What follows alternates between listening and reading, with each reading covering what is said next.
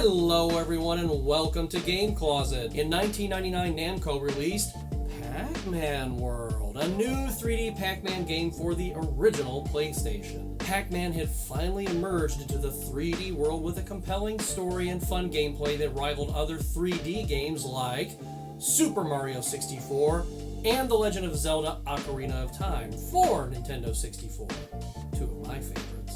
Fast forward to 2022 and Bandai Namco has released a remake developed by Now Production for 8th and 9th generation systems and Steam. Is the Re-PAC as good as the original? Or is it a dumpster fire like the GTA Trilogy Definitive Edition? Let's find out right now. Here is the original 1999 Pac-Man World on top, and below the 2022 remake. You can see immediately that the 2022 Re-PAC is absolutely beautiful. Obviously because they had more storage space for the game. Now reproduction could really outdo themselves, fleshing out the cutscenes that Namco had to cut short in 1999. Of course, Ms. Pac-Man and Junior Pac-Man are changed to Pac-Mom and Pac-Boy respectively due to the at-game's contractual disputes. The original game is grainier than the Re-PAC, of course.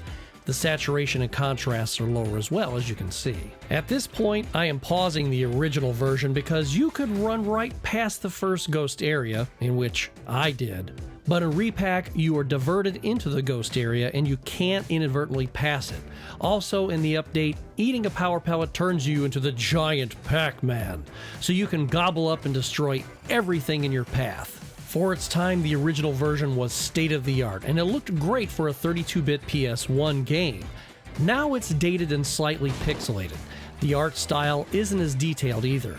That may have a great deal to do with the graphical limitations of the PS1, of course. Now Production has done a great job keeping the spirit of the original and making additions that show respect to the original game, and they did it without causing harm to the original material.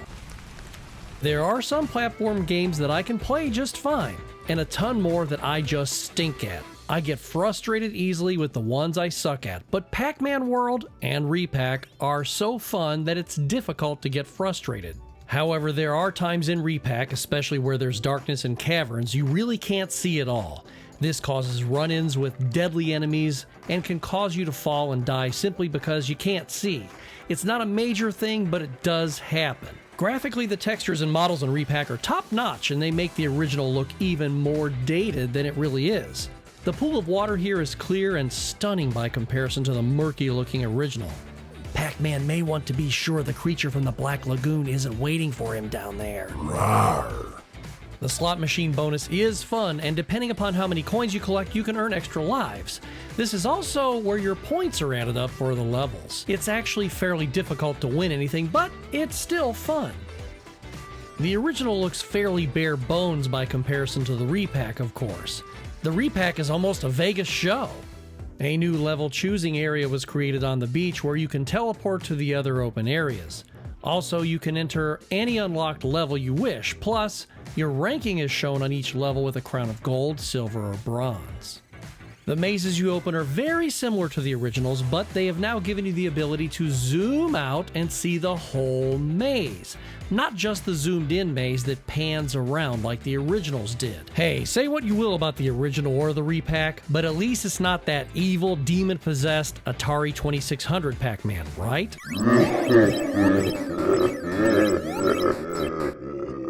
I prefer this way, so that way I can kind of see what trouble is coming, and these ghosts are very, very aggressive. There are other dangers like the parrots that keep dropping cannonballs on you or even dive bombing at you. It's nice to be able to see what's coming ahead, so that way you don't end up dead in this maze.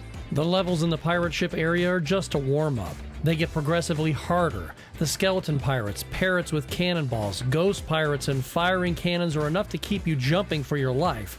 Then there's the platforming. You can change your difficulty at any time, and the game will encourage you to do so if you lose too many lives. The first boss, Windbag, isn't too difficult to beat once you figure out how to prepare for its cannon fire and when to deflect the cannonballs back at him. It very much reminds me of a Super Mario 64 boss, and perhaps that nostalgia was premeditated by the development team all along.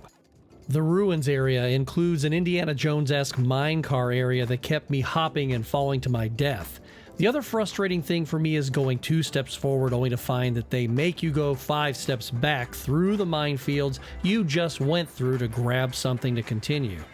Well, once I got to the space area, I knew I was in for it. It was really cool to see the camera move to a near top-down view in some instances to show the lasers I had to hopscotch through. But it may as well have been a meat slicer because I kept dying over and over again. If you have the original and you still play it, you probably won't touch it again once you play Pac-Man World Re-PAC because the upgrades that they've made will satisfy you so much that the original will seem tarnished when you try to revisit it. Thanks for watching. If you like what you saw, please like and subscribe to Game Closet Retro. Share on Facebook, Twitter, and Instagram. It helps out the channel, and your favorite YouTube channels would appreciate the same. I'll see you in the next video.